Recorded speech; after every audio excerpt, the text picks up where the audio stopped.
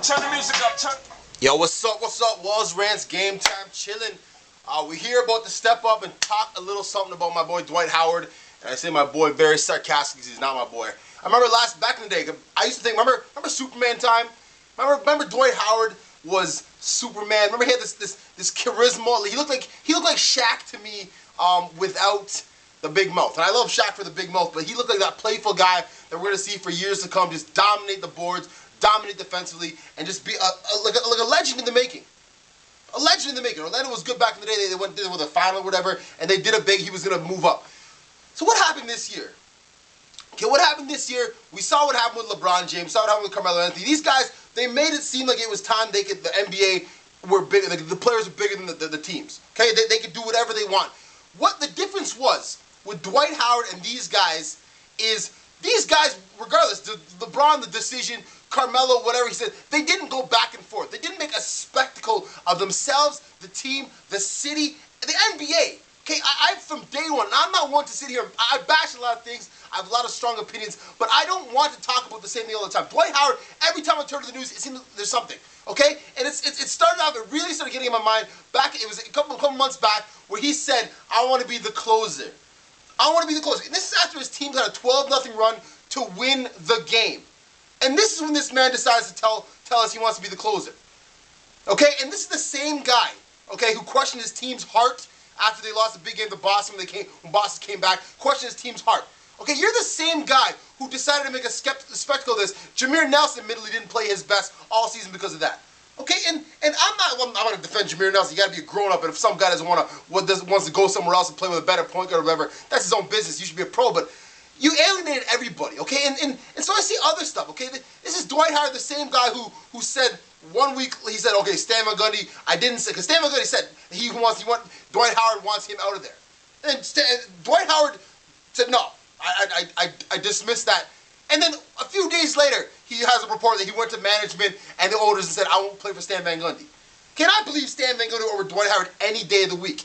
This is the same guy who's been going back and forth about wanting to be traded, but saying, oh, I play in Chicago, oh, I play in New Jersey, oh, I play in LA. Look, what are you? Do you think the league revolves around you? I don't understand how, okay, I'm one of those guys, I don't sit there and say, I'm not one of those average sportsmen that say, oh, these multi-million-dollar athletes, whatever. Dwight Howard deserves all the money he gets. He's a stud defensive player, rebounds galore, shot fire, incredible. I think he's overrated offensively, to be perfectly honest with you, because he shoots, 50%-ish as a field goal shooter, and everything is point blank. It's scary to watch, actually watching the NCAA, watching March Madness, watching how good Anthony Davis' touch is compared to this guy. I think Dwight Howard, as a big man, is a volume shooter. He's like an Allen Iverson of centers. Shaq, if I'm not mistaken, Shaq had at least a 7 or 8% higher field goal percentage. And then you want to be a closer? You want to be a closer? First of all, your timing's terrible. You're absolutely selfish. You're thinking about yourself. Second of all, closers need to be able to shoot free throws.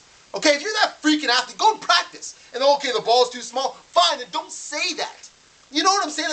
I don't understand this sense of entitlement. You can just go on and on about all this, and then go on the news and have the audacity to tell us as fans that we got it wrong, that you're not trying to make all this attention to yourself. You're not trying to be a distraction. But then you keep talking. You see what I'm saying? Like the media is your personal diary. We all just listen to this, and we're not allowed to be mad about it. Okay, I'm an NBA fan. I pay extra money to get all the channels here in Canada. I want to make sure I watch all what's going on in the NBA. I'm not going to sit here and tell you I know what's going on in your life. I don't. I don't understand pro athletes. You're at a different level of life to me, and I get it. I appreciate it, what you guys do. But if you're going to sit there and jaw all the time about where you want to go and what you want to do, what do you think? This is a game? Not the game itself of sports. I think it's a game that the media, they're not going to listen. They're going to take everything you say and glorify it, make it humongous. And you're going to sit there and either deny it, confirm it. You're just all over the place. It doesn't make sense to me. And I'm tired of it. I'm tired of reading Dwight Howard this. And then the other day, I see Dwight Howard's back is messed up. Might miss the whole playoffs. And I'm not one. Listen, I don't wish injuries upon anybody.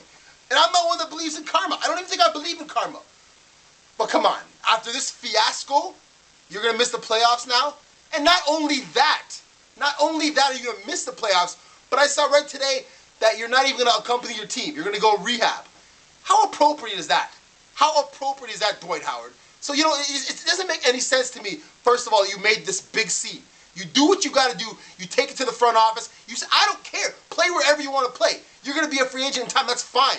But don't take everybody, the whole NBA, for a loop. Don't make us fans have to open the TV, turn the TV on, and watch you denying stuff. Sit there with your smug look like you're not trying to make a big deal about things. You are trying to make a big deal about things. Okay? I don't know who you're listening to. You're a grown man, and stop doing this. Okay? Now you say you're staying with Orlando. Yeah, that's not going to be a different issue next year, right? It's fine. Everything's going to go normal. You're bringing a coach you like, and you're going to bring Orlando the title, right? You're not going to make a scene again? Yeah, right. No one trusts you. You have no credibility. Absolutely no credibility. And it's just annoying as a fan. You've actually become my least favorite athlete in the world. My least favorite person in the world is Ashton Kutcher, the actor, the person. You are right up there with him. Because at least Ashton Kutcher, I can turn off Fox. I don't have to watch 2.5 Men or that 70 Shows reruns. I watch ESPN. I watch basketball. I watch ESPN. I watch TNT. I watch everything basketball. So I watch sports all the time. So you're in my face, and I don't want you in my face. Go play basketball, what you're good at, and stop wasting your time with this nonsense. And now you can sit back at home while everybody else is playing the playoffs and wonder what mockery you made of the whole league this year. That's enough, okay? I hope you come back next year and just be quiet, shut up, play basketball, ball out of control, and that's it, all right? And that's Walz, Rantz, chilling here. That's enough of that, and I'm tired of Dwight Howard. I'm putting a wrap on this. I'm not talking about this anymore. I'm sick of it. I don't want to see any more Dwight Howard, and that's it, all right? Walz, Rantz, game time. Stay G, everybody. Peace.